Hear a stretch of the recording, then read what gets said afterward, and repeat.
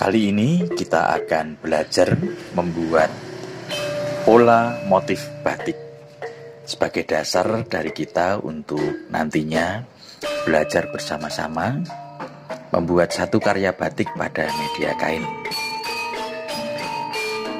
Kita menggunakan kertas terlebih dahulu untuk membuat pola motif ini, dan kita buat beberapa alternatif.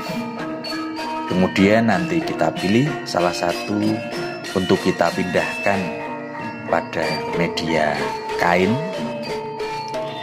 Tema kita adalah motif batik kontemporer, sehingga kita bebas untuk menggambar apapun.